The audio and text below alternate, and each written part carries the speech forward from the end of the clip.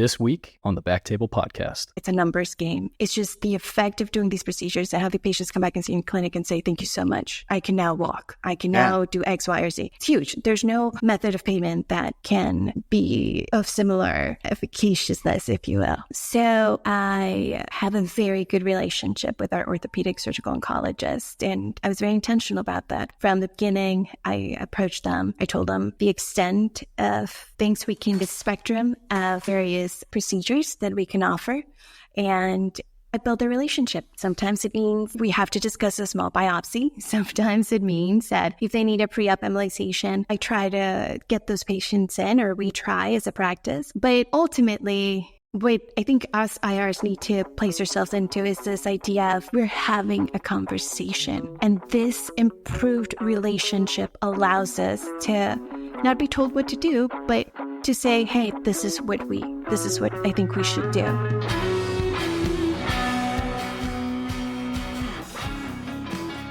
Hello, everyone, and welcome to the BackTable MSK podcast, your source for all things musculoskeletal. You can find all previous episodes of our show on Spotify, Apple Podcasts, and on BackTable.com.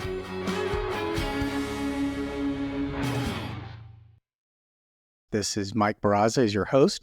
I'm joined by Dr. Gina Landinez at the Miami Cardiac and Vascular Institute and Miami Cancer Center. We're going to talk about musculoskeletal tumor embolizations. Thanks for joining us. Thanks, Mike, for having me. It's nice to be here at a different capacity and in a different language. Gina, you have been at Miami for how long now? Maybe a little bit over a year. We recently moved. So tell me about the new-ish job and how it's different from your old one. It all starts with a nice cup of coffee in the morning, Cuban coffee. That sets the mood for we're not in San Francisco anymore. I mean, it's from the quality of work that it's done. Obviously, Miami Cardiac and Vascular Institute is known for its tremendous arterial and venous presence, and the level of pathology that we see here on that front is incredible. I guess similarly to San Francisco, there's a big push to innovate and bring new technology and bring new procedures. So on that front, it's been great for me to help and build this musculoskeletal presence. I've really enjoyed my work here so far. There's been a lot of support in the practice and throughout the hospital. So all in all, thumbs up. It's probably a great opportunity for the trainees. Are they getting to rotate and do these cases with you? Absolutely. Yeah. And we're actively growing the practice. So there have been quite a few number of screws, percutaneous screws placements, a lot of cementoplasty, a lot of large cryoablations of bone, soft tissue. So did you do all of this in your training, or is some of this stuff that you picked up along the way?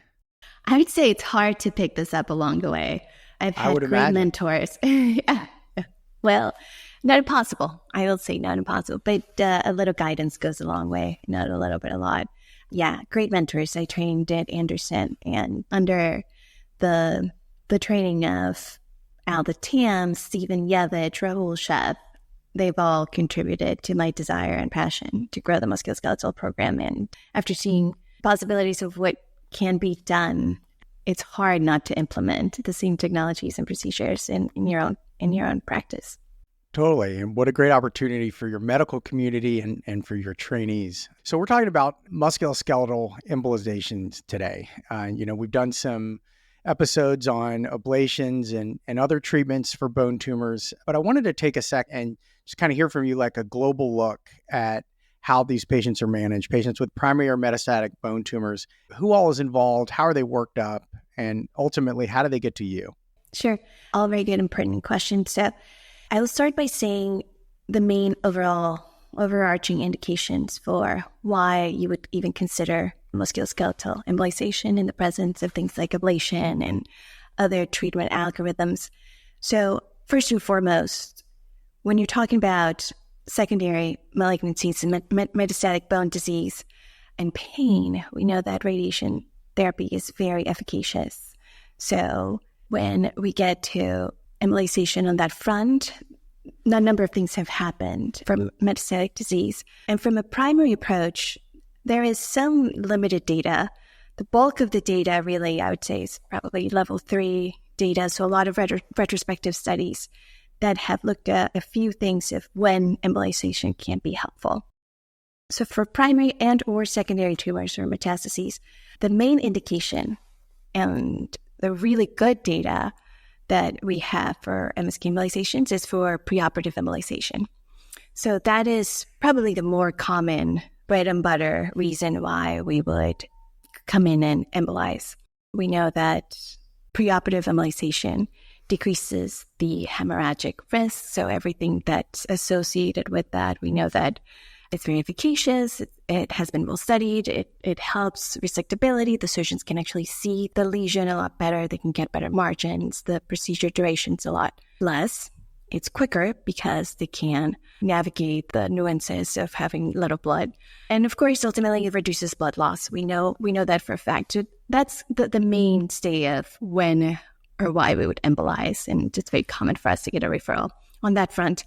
And I think building on that relationship, not infrequently when patients are not surgical or maybe they've exhausted radiation therapies, like all things we do for IR, this is a great tool to have in your toolbox to help with things like pain and or curative intent. The data on curative intent for these lesions it's really not robust. Sure. But we do have several retrospective studies that have looked at pain palliation. So that's where we can offer another alternative, palliating the pain for these bony tumors that are growing.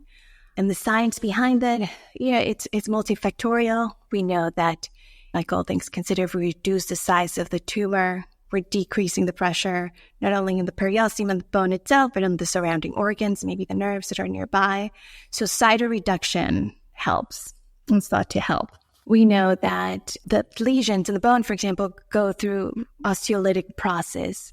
And here I'm talking about hypervascular tumors specifically. A lot of your RCCs, again, most of our data for these types of tumors comes from hypervascular tumors, specifically RCCs. They've looked at thyroid, osteosarcoma, breast, lung, anything that has a tumor blush, we can go after. But the lytic tumors tend to have an increased osteoclastic activity. So the tumor makes this osteoclast relationship deranged. And we know that the osteoclasts come in and just kind of take over.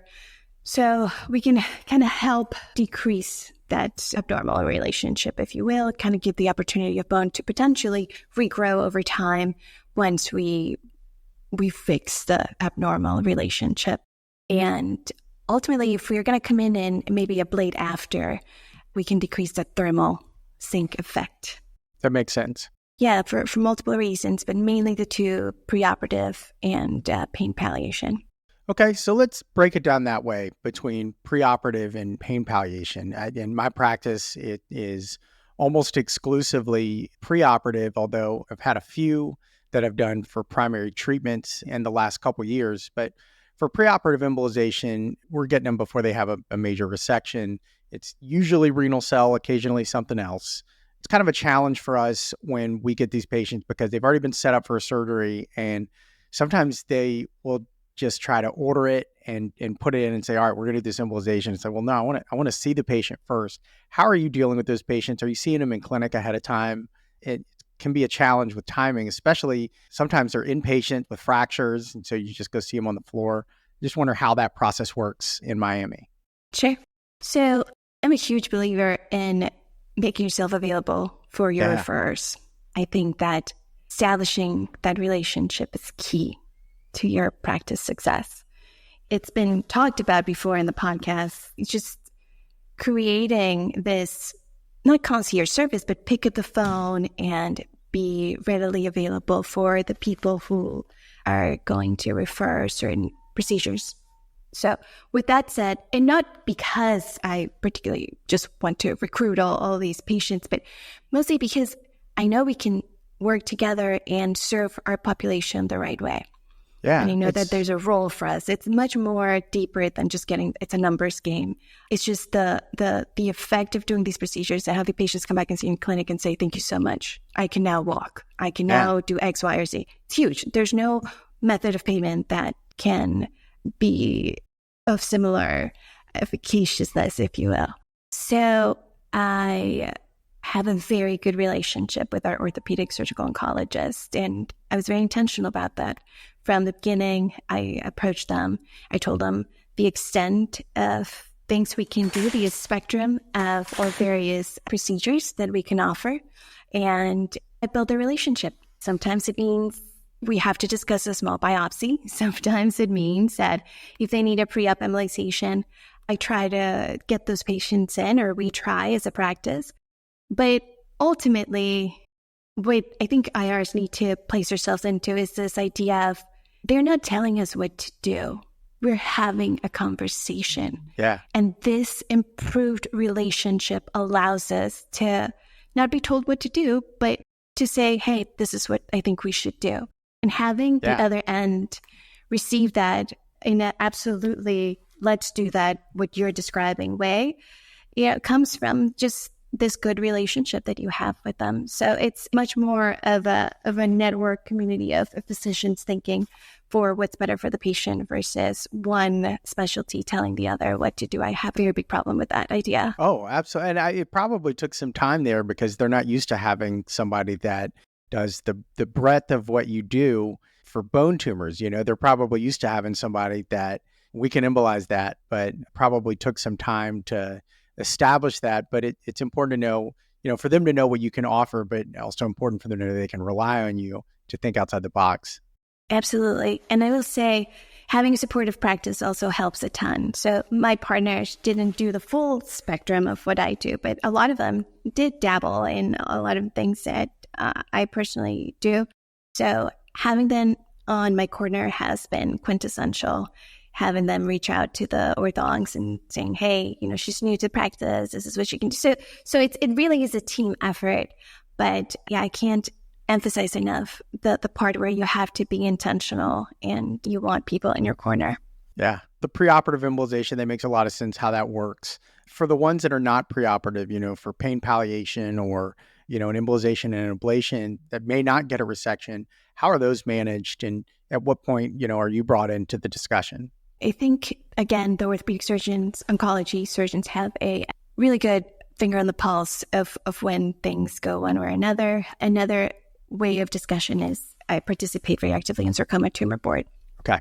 And a lot of these soft tissue bone lesions are discussed there. So when they see a patient and they think they could be candidate for XYZ reasons, then they call me. Similarly with the oncologist. So any sort of oncologist that would have these hypervascular, metastatic, bony lesions, I've also tried to reach out to and say, hey, we can do a lot for these patients. And what I've found anywhere I've been, whether San Francisco or even Texas, is a lot of these oncologists don't know what to do with these patients. Totally. It's so hard for them to say, hey, I'm sorry you're in pain, but this is the best we can do, because they're the ones that see the patient for the remainder of whatever that life might be. So oncology, reaching out to the oncologist has also been super, super important. And again, relationships. So they'll usually call me if they think patients are a candidate. And then to your previous question, which I don't think I fully answered, if they're inpatient, I'll go see them right away. Either me, a fellow, or one of our APPs will go see them. And if there is a chance to get them in clinic, then yes, I try to make room for them. It's important also to say I like to physically see these patients. When it comes to MSK and bony tumors, you know, I need to understand, I need to put my hands on wherever the lesion is, do really good thorough motor and sensory exam, and understand where the pain is. Is it mechanical? Is it XYZ? To see whether or not we can serve them right with an embolization or ablation or screw fixation, whatever it is. Okay. Do they typically usually have the imaging that you need, or do you ever need any kind of vascular imaging or anything else to determine if a patient is a candidate for one treatment or another? Yeah, absolutely. So if I am considering a semblance of embolization, we do need to have some sort of contrast enhanced study in the form of an MRI or a CT angio. But if they don't have one, I will request that and then get a formal consult once they do.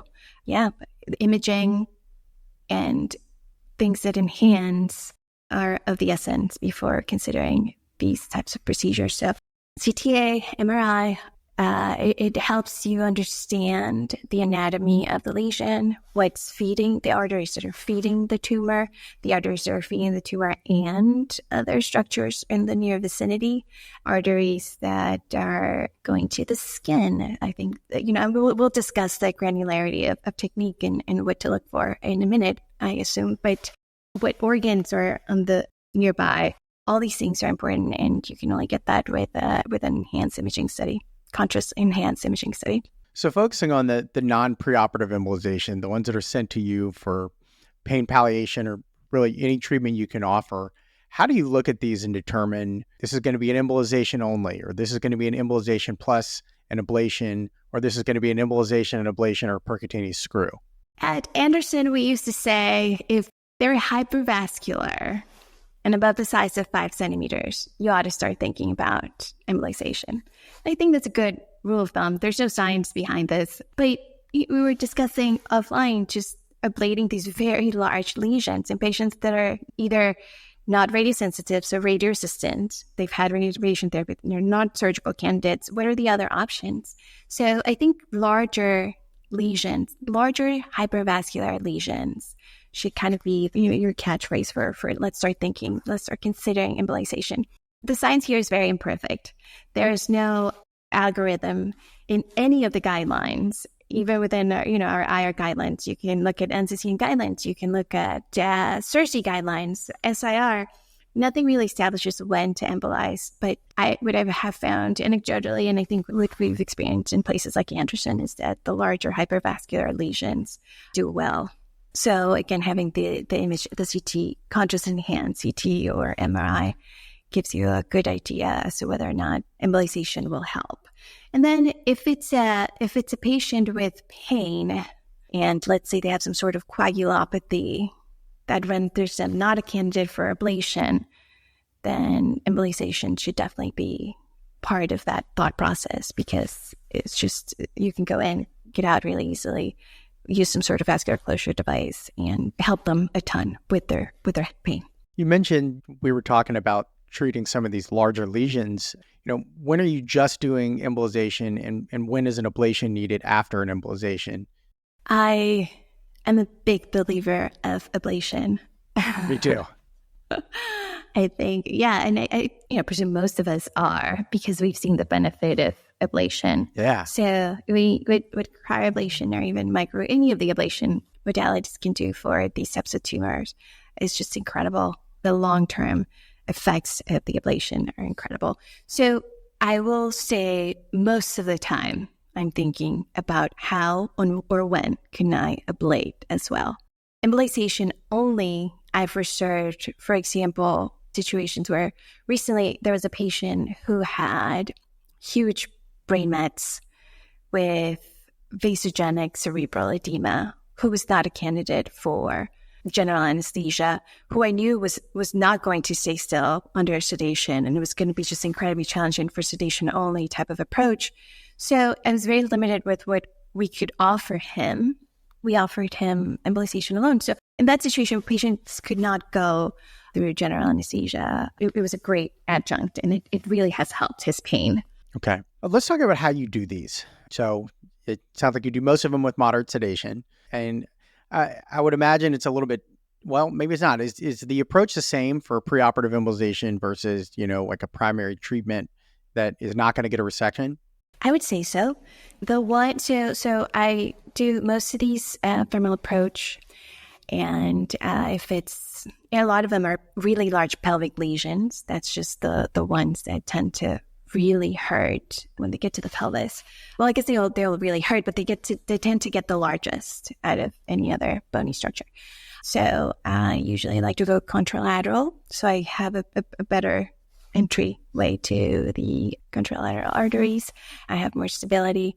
And the one thing I do with comparison to preoperative embolization is that I try to be much more aggressive as to how I'm going to devascularize. So, and that's important. We do, the end goal of these types of procedures is to devascularize. We're getting ischemia to subsequently get tumor necrosis. How much of that necrosis How much of that ischemia happens varies from tumor to tumor, person to person, and treatment to treatment, really. But in situations where we're going to treat for pain or maybe curative intent, we try to be as thorough as possible. So I will now go in knowing that I will likely spend a little bit more time versus, they're going for a resection tomorrow. So maybe 70% tumoral blush decrease is just enough to help my fellow orthopedic surgeons out. So I will just be a lot more thorough. Other than that, it's exactly the same. I get a lot of femurs and humerus lesions, which are relatively straightforward. Let's talk about like a pelvic mass. What are you looking for in your angio? How do you identify the vessels you're going to go after? And really, what are you trying to avoid? So I think planning is everything.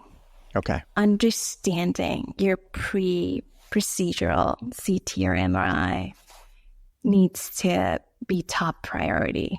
So what does that particular artery feed that can feed something else? What I want to see is, so I'll interrogate potentially most vessels that will feed the tumor. We know it's a tumor.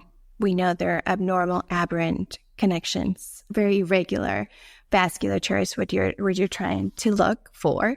And that's what you'll see. So interrogate most of the arteries, if not all the arteries that supply the tumor.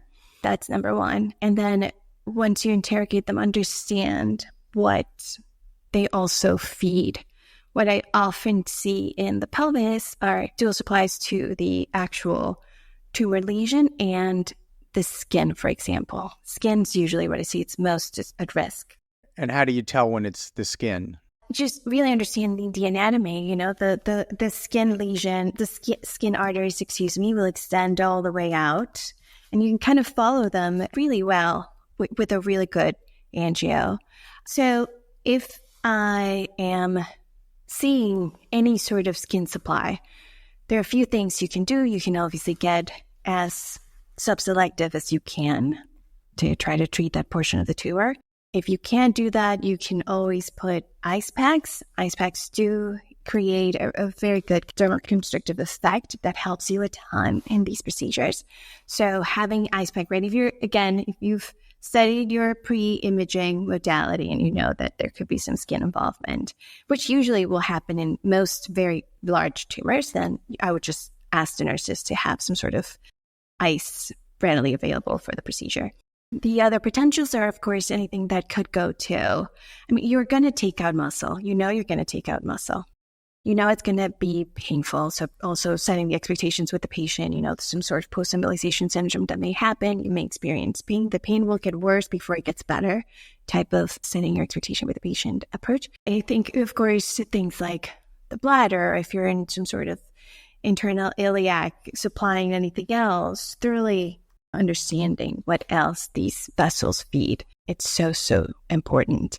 So what embolic are you using for, let's say it's just let's just take a proximal femur that has relatively straightforward anatomy with 3 feeders that are going directly to the tumor versus something in the pelvis where you're a little bit worried about collateral supply to organs?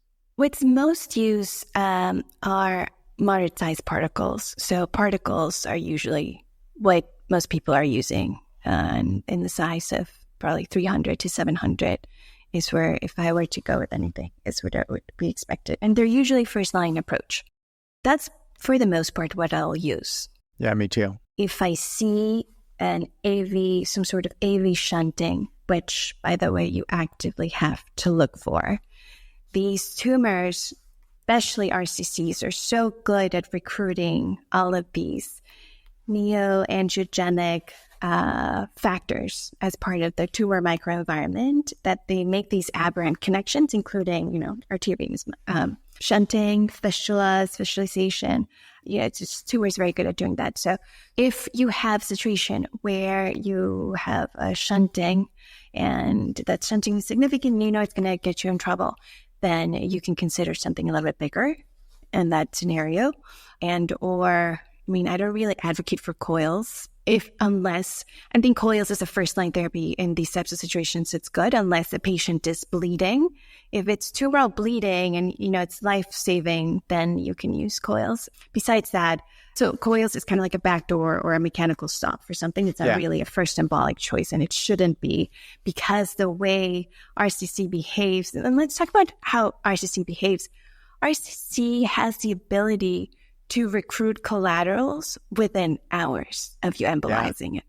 So if you were going in there with coils and leaving other collaterals open, creating this pro-collateralization state, you're doing a patient a disservice. Yeah. So it's really not ideal to use coils. You block yourself out for potential future interventions. I mean, for a multitude of reasons, coils are just not a go-to in these scenarios. Again, unless the patient is bleeding and you're trying to stop them from dying. Like a life-threatening situation, I think it's a whole other algorithm for how to treat these. But for pain and for potential curative effect, I would try to stay away from coils. So particles, 300 to 700, bigger if you have shunting, and just obviously try to stay away from collaterals as much as possible. Collaterals defeat something important, like in the leg.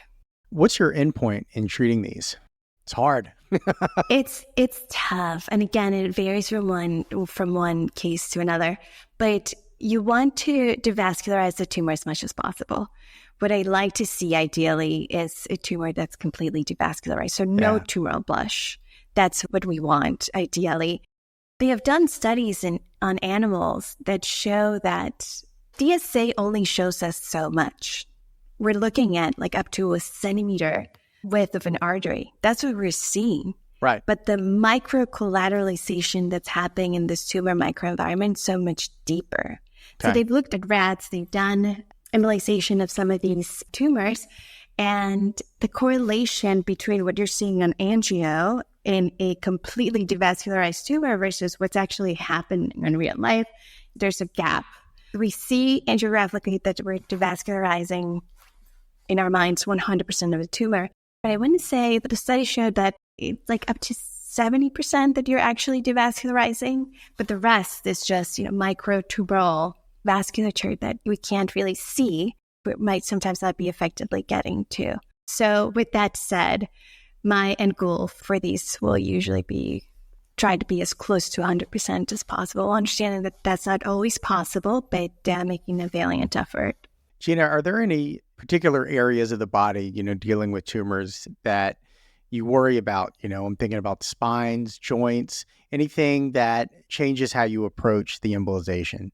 Yeah, I have a lot of respect for vertebral tumors. Yeah, so they make me nervous. Absolutely. The great artery of Adamkowitz is one to respect. Certainly, radiculomedullary artery, it gives me pause. So that's probably in the hierarchy of difficulty, that's probably number one. So obviously, having a really good angios, trying to get as selective as possible in these situations helps a ton. And understanding your limitations. This is something to be very intentional about when you're embolizing vertebral tumors, and knowing when to stop and also obviously when to start. But that's the one area that I have tremendous respect for. Yeah, I mean, I think you sometimes have to take a step back and look big picture on these. One of the last ones I did in the spine, it was extraordinarily vascular, and I took out probably 60% of the tumor supply, and go and look at the last couple of branches, and you just see one going straight to the spinal canal. It's like, it had some branches coming off that I knew were supplying tumor, but it's like, if we got 60% of the vascularity gone, like this guy is going to be able to get a resection, and it's not going to be a bloodbath. And sometimes you just have to step back and just look at it like, well, what are we trying to accomplish here? And in this patient, it was getting a resection, and we got there, and he can walk. Yeah, absolutely. And you bring up, that's an excellent point. And for preoperative embolization, I think we know that we have to get to close to 70% for them to have real meaningful losses of EBL. So I think 60%, why continue? The pros and cons in these vertebral tumors is just, the cons are not inconsequential. So you ought to, I think less is more in a few scenarios, certainly, and have a respect for the vertebra. So, for the patients that aren't getting a resection after, what happens next? Are they going home? And you mentioned post-embolization syndrome. I'm not traditionally treating lesions as large as the ones that you're seeing. So I don't see as bad post-embolization syndrome. What's it like for these patients? Because we're just doing chemoembolization, it's just bland embolization. The post-embolization syndrome is not as severe, but sometimes they may experience, it's more infrequent, is pain. So pain, telling them again, they may be in pain for the first day or two, and for them to have some Tylenol or something readily available. That's how I prepare them, and that's what I'm seeing. There have been some reports about TASE for bone embolizations, not very common. And I think it's just we just don't really have enough data on the benefits of adding the chemotherapeutic agent to the embolic. There's just not enough data. And, I wonder if it really would be beneficial. Yeah, the post syndrome is not as severe. So really pain maybe a little bit, maybe it's just fatigue. And I think it's more of a consequence of them being in the hospital, et cetera. So from my end, it depends on the size. If it's really large, maybe they'll stay home. A lot of these patients, though, I am seeing inpatient. So they're in the hospital anyway. They probably just keep them home one day if it's outpatient, and then they can go the next day, mostly to ensure that they have no complications from access, or it's probably a little bit of an overkill. They could in theory go home, but I just since especially I'm new here, I'm starting to practice. I'm very hands-on, so I like to keep my patients close by. So how do you evaluate the outcome of your treatment from a clinical standpoint in the follow-up setting? That's something we're not very good at in the IR world, outcomes, and I like to think we're doing a lot better. So I like to see these patients in clinic after. So it varies. For embolization, I've seen patients maybe a month after. And of course, we're not talking about preoperative. This is all pain-only treatments. So I'll see them like 4 weeks after, and maybe I'll see them again in like 6 months. Unfortunately, though, if they're not candidates for other treatments, they don't tend to live that long. Yeah. So time is not on any of our favors. No, but you're providing an excellent service. When you actually get good pain palliation. I mean, these are some of the happiest patients, some of the most rewarding cases you do. Yeah. Absolutely. Yeah, I think I can't say that enough. When they come in and say thank you for helping me with my pain. I'm big on quality of life. That's in mostly all of my lectures.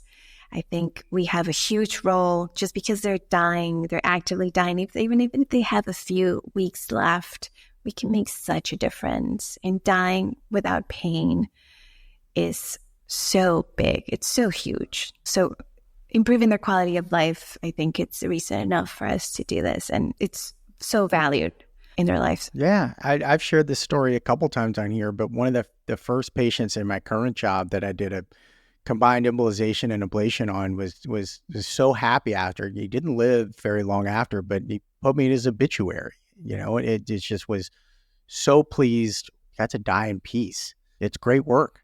Wow, that's amazing. That's a great story. Yeah.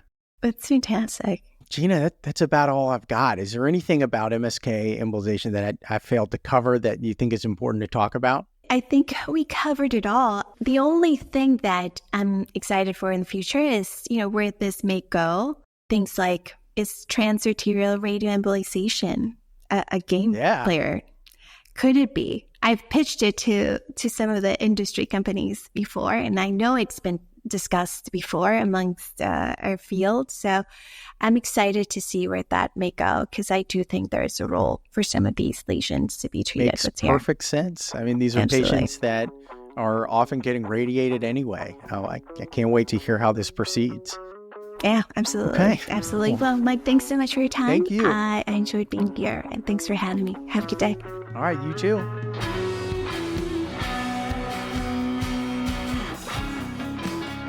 Thank you so much for listening. If you haven't already, be sure to follow, rate the show 5 stars, and share with a friend.